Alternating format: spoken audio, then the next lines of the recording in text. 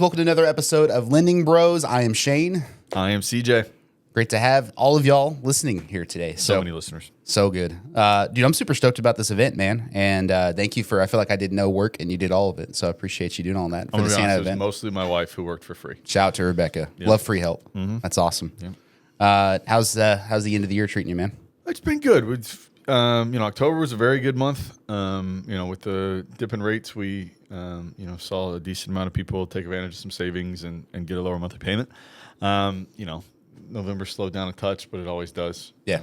Now's the time where you stress about never closing a loan again and being a terrible loan officer. So yeah. I'm committed this year that I'm not going to stress out about it. I'm just going to do my job and be grateful and show gratitude for people and try not to work 80 hours to try to close 2 extra deals. Wow. That's so wise of you. It's probably not going to happen. I am not but making that commitment. I'm going to do what you said. Thank you. I appreciate that. Yeah.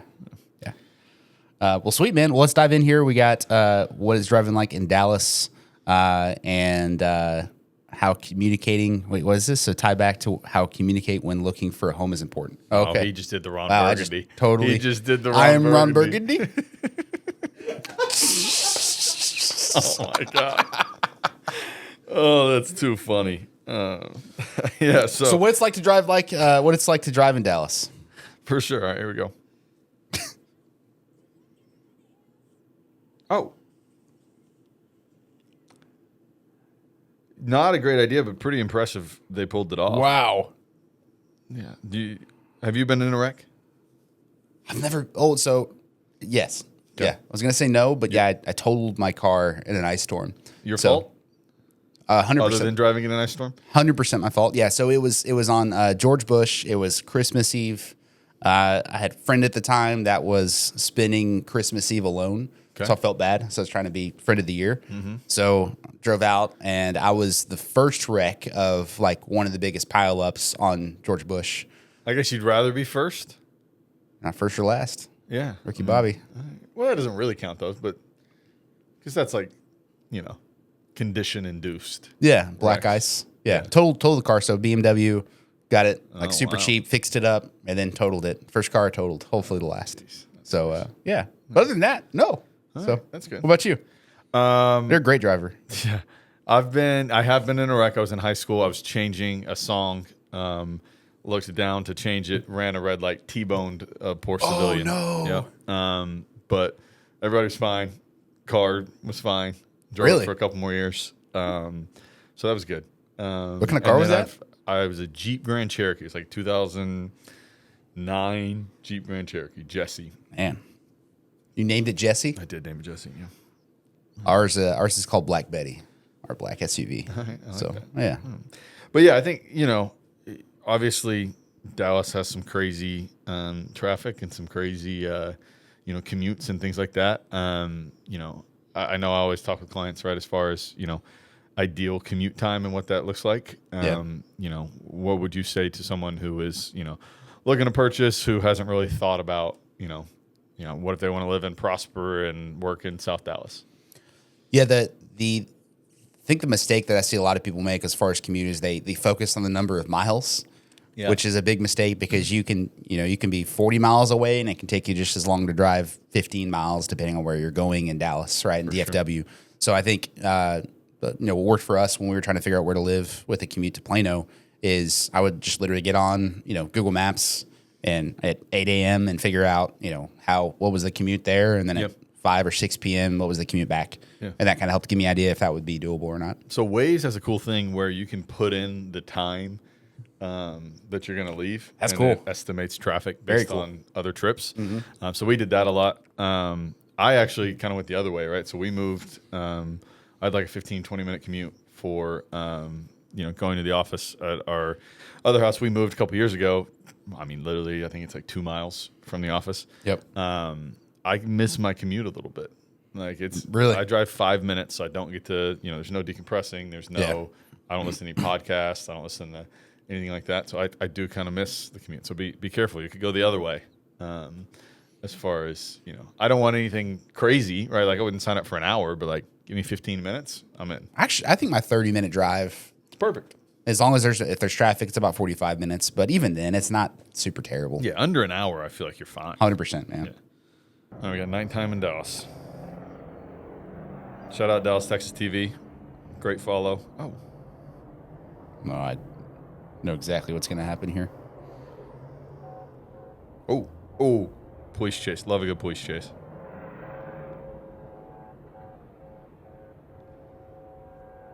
What's happening? Oh.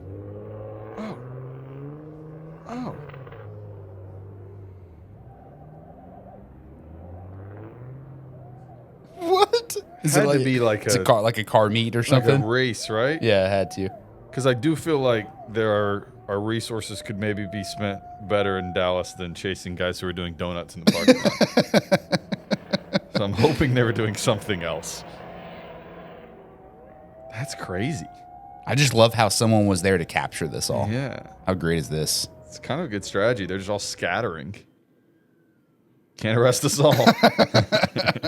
That's great. Yeah, that is interesting. Have you cops ever came to like a party or event or anything you're at? Yes. We'll leave it at that. We're just gonna leave it there. We had I used to go to car meets all the time, and I drove a not nice car, so it was just a F-150 back in the day, and they would often come out and break up car meets. So I would just sit there and hang out in my F-150 because I didn't give a crap. I was like, I'm just getting a corn dog at Sonic. I don't know what y'all are doing. That's funny. Obviously, I know kind of holiday season coming up. We got Thanksgiving. What is that, 2 days from now? What are your Thanksgiving plans? I got a brisket, bacon burn-ins, and a turkey I'm gonna smoke. I thought you were going no turkey.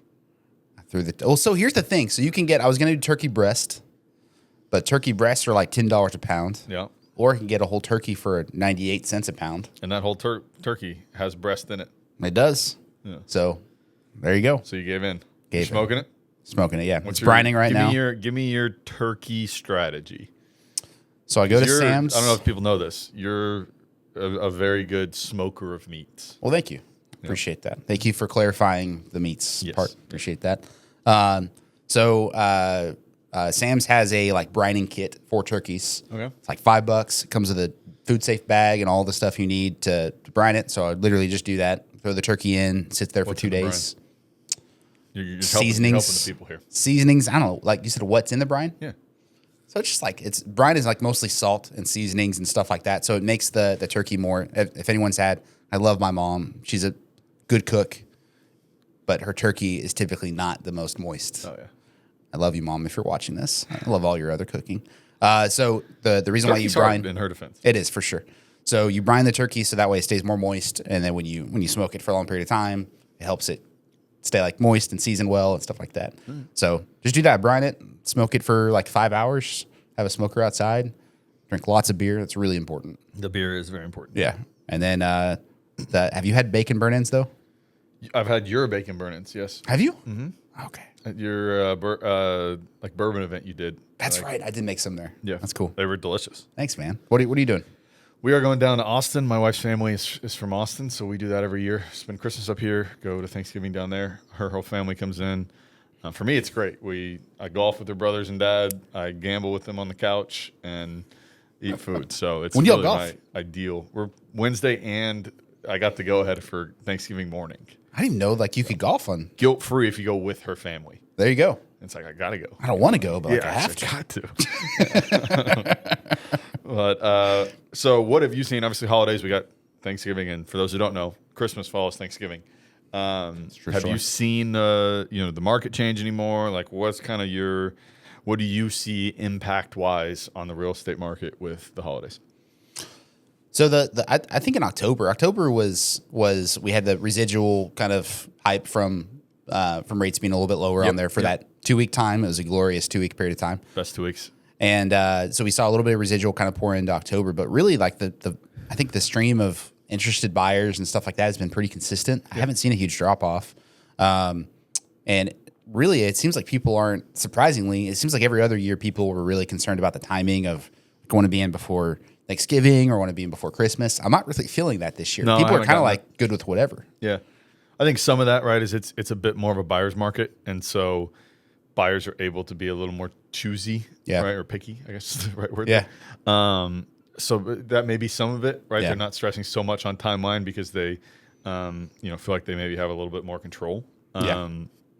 But I think there's almost a bit of a misnomer when it comes to like holidays and activity, Yeah. right? Like obviously, like Thanksgiving week and Christmas week are slow, Yeah. right? But you're, especially in a normal market like we have now, right? It's not crazy one way or the other. People are listing homes that need to move, right? Yeah. And people are buying that need to move. So whether that's in the holidays or whatever that timeline is the timeline. Yeah. So there's definitely buyers that we have that are active offers. I think we had like 5 or 6 offers out this weekend. So Killing it, dude. Good for you, man. yeah, but it's just, I don't, you definitely talk to some people, and I agree with you for whatever reason. I hadn't thought about that. I do feel like I've gotten that less as far as like want to be in a home by Christmas or by the new year or want to wait till the end of the new year, right? Yeah. It's more want to find the right house, right? Yep. Which it means it's probably a healthy market, right? Yeah. Yeah. And what I would say to anybody that's in either in mortgage or real estate or any business that's kind of cyclical like this is, I think it really is weeding out the people that are serious and not serious. Yep. If you want to buy a house, you're going to buy it. It doesn't really matter. Personally, I would love to get in a house before, like we're looking for a car right now. Would love to get a new car before Christmas. I don't want to buy a car, but if I have to, screw it. It'll get it before I've Christmas. got a great deal on a 2017 Ford Escape. Do you? For you. Yeah. How about if you're a loan officer, right? So talking to, some of the loan officers that we have here, obviously, yes, there are people buying, right? But just how it goes, right? Q1 and Q4 are generally the slowest quarters of the year. Yeah. What advice would you give them on, activities during that or what to focus on or what that looks like? Yeah. So what we've kind of seen is setting meetings with new referral partners can be difficult during the holidays because they're prioritizing family, which they should. But I think this is a really great time to plan for the next year. So you and me have been spending a lot of time pouring into our 2025 business planning. Yep. And then in turn, helping our team with that. And then also making sure that we're showing gratitude towards our current referral partners and our clients. Yep. I want to say past clients, our clients that we've served previously. Yep. So I think that's a little bit of a shift on there. That's really easy as we kind of get slower to get your momentum low and to get your energy low. Something that I've been really focusing on is, focusing on the plan and all my goals and keeping my energy up through the end of the year. Yeah. I think that's really helped kind of push things along. What about you? Sure. Yeah. I think you touched on it, right? It may be a little difficult the week of Thanksgiving to set a new realtor appointment or new financial advisor appointment. I do think one thing that definitely loan officers are guilty of, but obviously I see a lot with real estate agents too, is like now is a perfect time to call past clients and, your sphere and things like that. And just really not even ask for anything, but just, check in, see how they're doing, wish them, tell them you're thankful. Right. Yeah. I think with it being slower, doing that to start the day, the other nice thing is like, they already know, like, and trust you. Right. So they're easier calls. And it kind of helps to get momentum, right? You're having good conversations earlier in the day, and then it leads into wanting to prospect more and do more. So I'm trying to focus on just having more,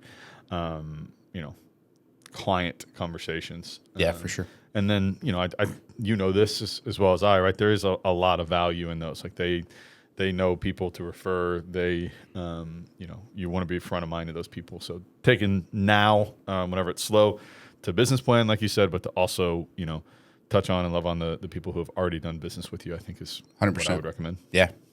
Love it. This is your top of your favorite segment, bro. Favorite segment. Here we go. Reddit stories. You can read the first one. All right. Should you list your home during the holidays? There are 2 themes in real estate market right now. Number 1, don't list your home during the holidays. There are less buyer activities. Or 2, the real estate market is slowing down and people are dropping prices. This is a story of the past weekend of Orange County, California. Clients decided to list their house, to list the home now in an effort to sell the house sooner than later. They had concerns that the market was slowing down and they wouldn't be much spanned. They also wondered if they were making improvements to the property and to make it more presentable or not, paint, flooring, etc. We spoke about this in length, and I suggested an asking price that if they were to get this amount, would it be enough for them to go without having to put any money into the property? They agreed to move forward and putting the property in the market as is. Seems like a pretty good plan moving forward, right? Smart people. The house was put on the market on Thursday. We hand dropped 100 open house flyers in the neighborhood on Friday and held one open house on Saturday. Results 85 plus groups of people through the first open house. That's incredible. It's great. Of which 19 buyers with agents, 12 were buyers without an agent, and the rest I'm not sure because I wasn't able to speak with everyone to find out. 20 written offers, with 7 of them being 12.5% over asking. This is relative as the property was based on current conditions and no repairs or termite. Property needs at least $50,000 to $100,000 on day one. 4 offers were 15% over asking. This property will be the highest priced house sale in the neighborhood, regardless of the fact that it needs paint, new flooring throughout, and sales price will be mid-900s. Yeah. So I think 2 big takeaways here. One, obviously, I list your home when you need to sell it, right? Like there's going to be buyers in every market. But the biggest takeaway that I think every seller should get from this is that right now this is a normal market, right? And I think you need to take COVID out of it a little bit, right? But if you price your home correctly, it will sell. And that is the biggest thing. So I think that is where, more than anything, a real estate agent that knows what they're doing is paramount. Because if your home is priced correctly, it is going to go. I've got a guy who's buying a home and listed his home, and it's sold in the first day, right? It's awesome. Priced correctly. It was a good realtor.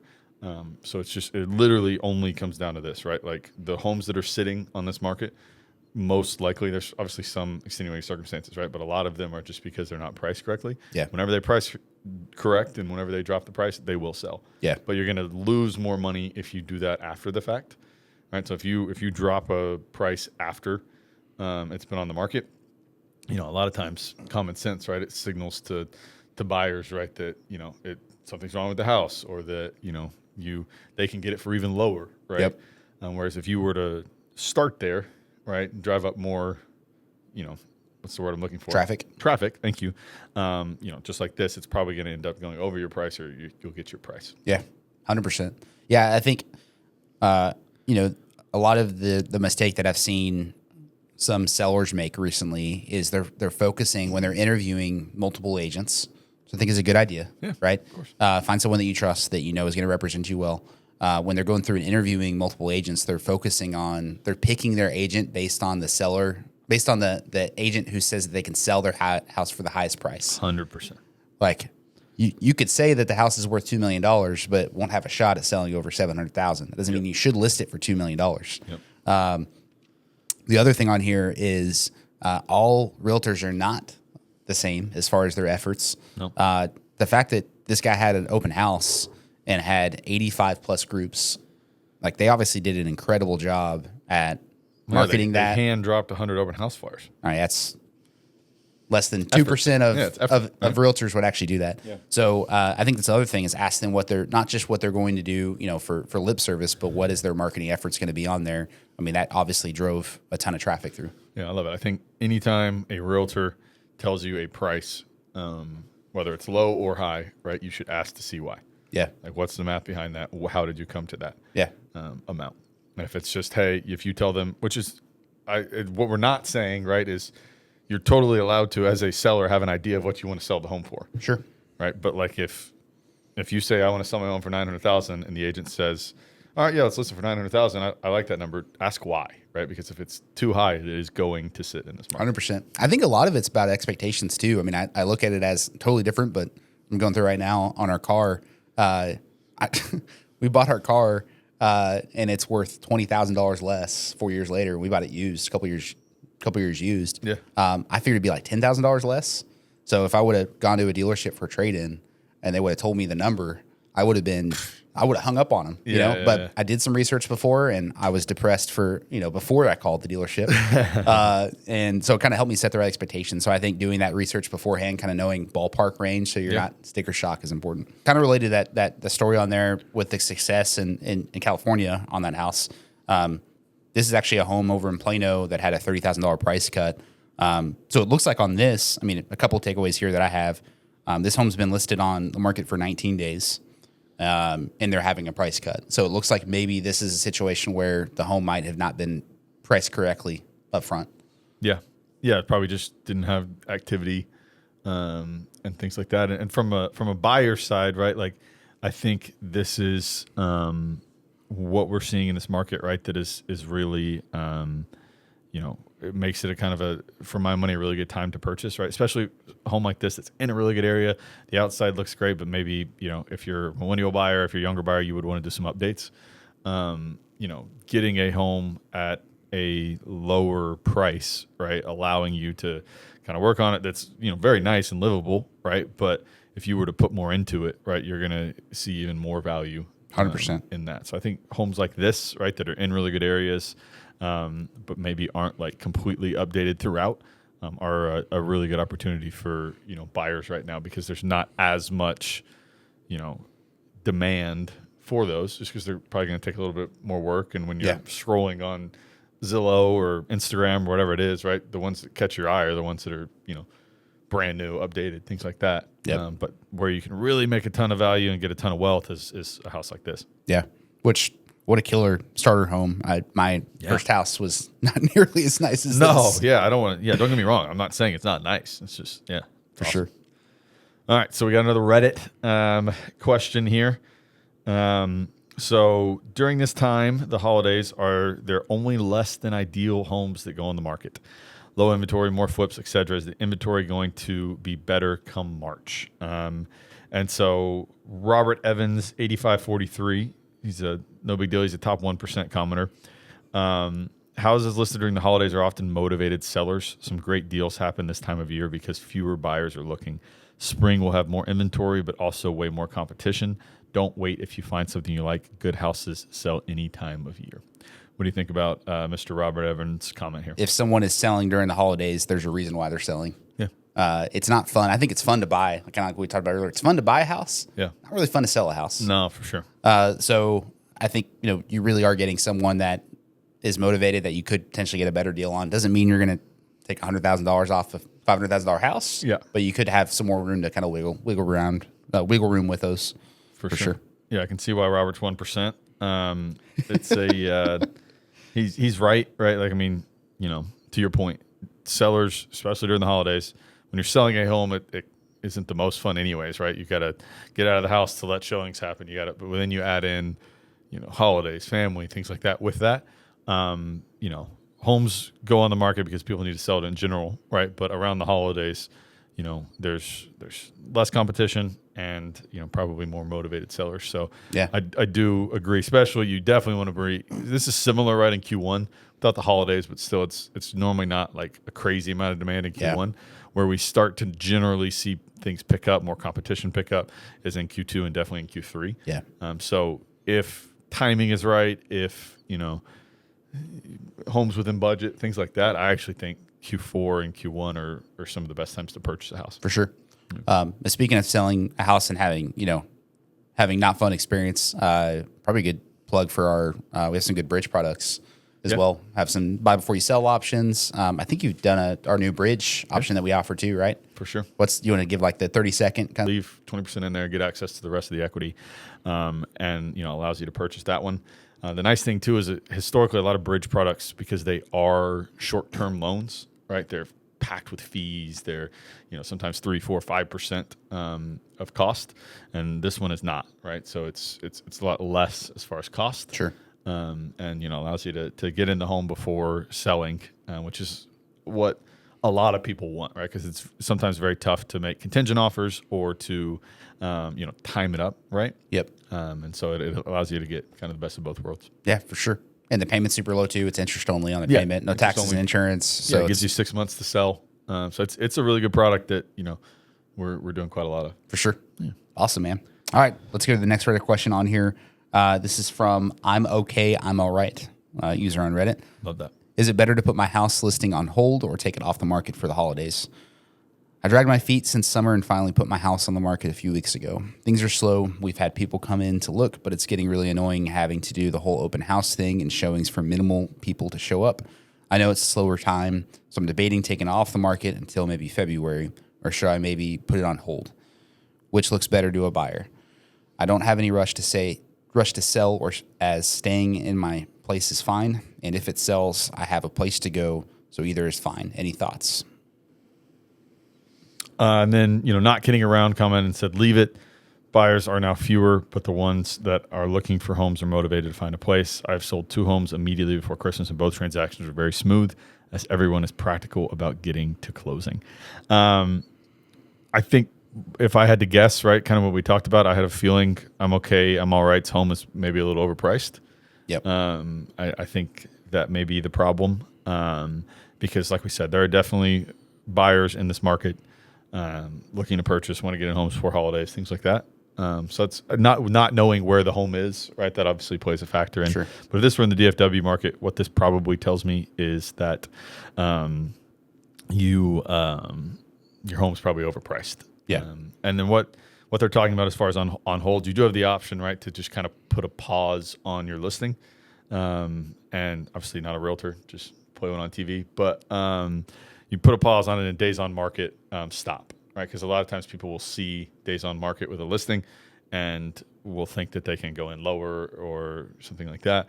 So putting the property on hold doesn't get rid of the listing or anything like that. It just takes it away and keeps the clock from ticking. Did not know that. I just learned something. Yeah. Wow, look at that. No, I think I think you could just tell from the tonality of the last sentence on there. I don't have any rush to sell. Staying in my place is fine. This person isn't really motivated. Yep. They're just selling just for fun.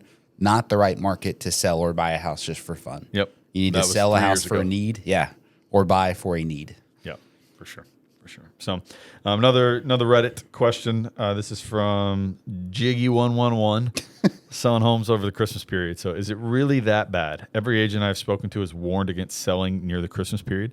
Ideally, don't want to wait until next year, looking to sell around early mid-December. The tenant will be out early December. I could try short-term rent it, but I have had issues with difficult tenants before, so I'm hesitant. On top of that, I don't want to have a few months mortgage with income if I try and wait.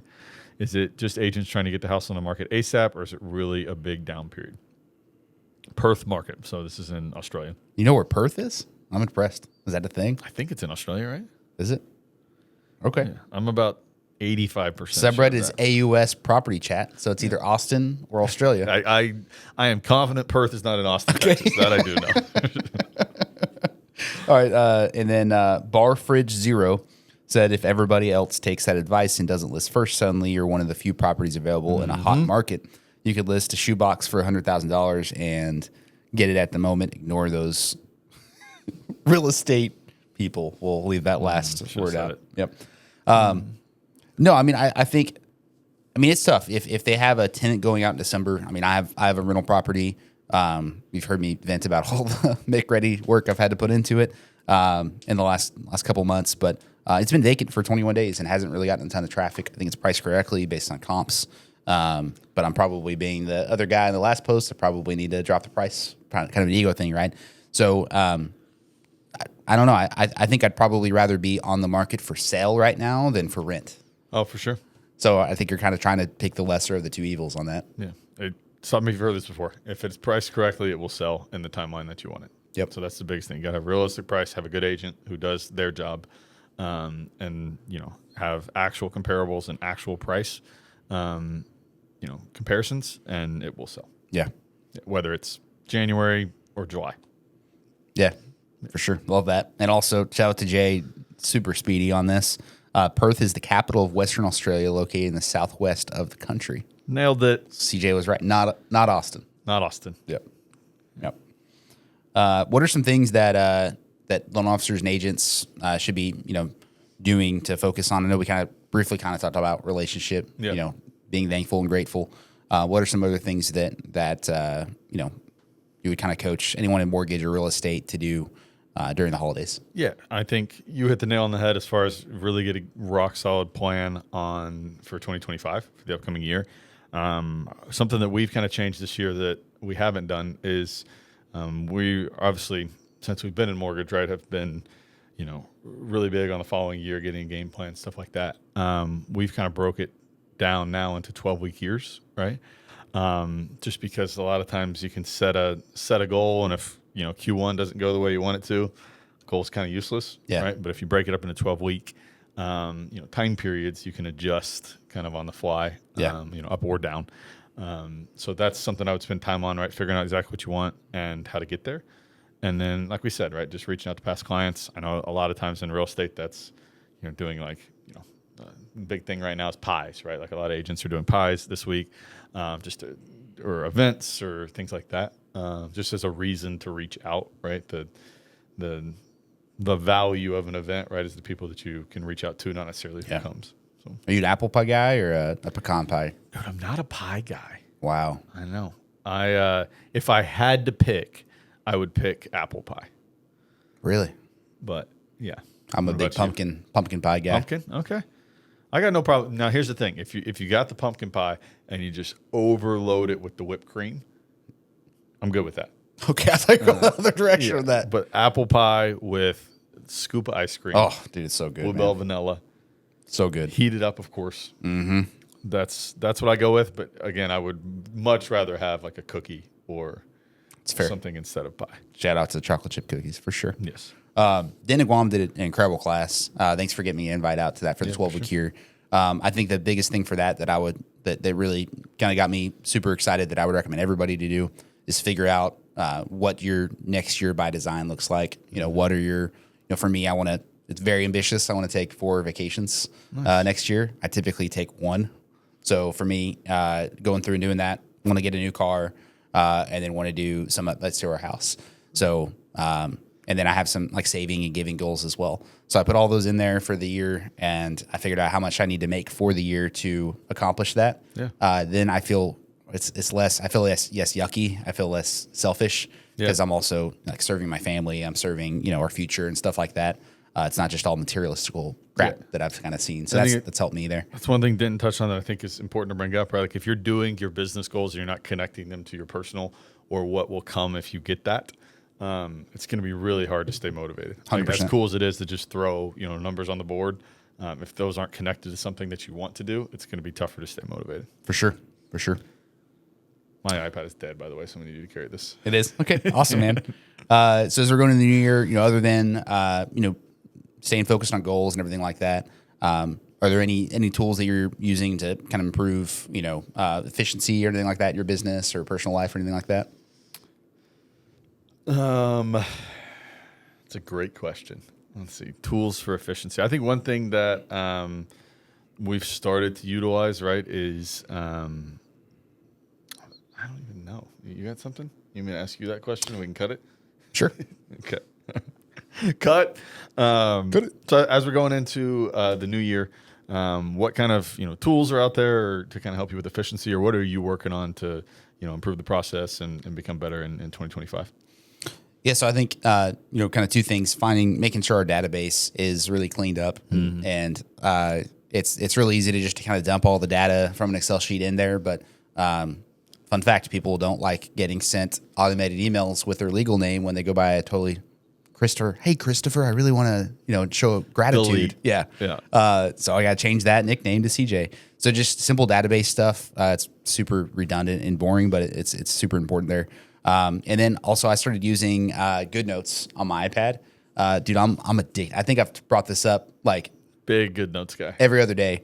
It's been awesome. So shout out to Jay for helping me get it set up. It's my first Apple product that I've owned. I don't like how much I love it. No, I can feel the iPhone creeping in on you. So, but I got the stylus. I got everything I do. Every meeting I'm in, I'm bringing my tablet, and I just feel more organized, and it's allowing me to access all my notes and stuff faster. At this point next year, you will be airdropping things to me for this podcast. Can't wait. On your phone. I got something on airdrop too. Yeah. Well, sweet, man. I think that wraps it up, right? That is it. Awesome, man. All right, guys. Well, stay informed, stay cautious, and protect your financial future. And have a great Thanksgiving, y'all. Peace.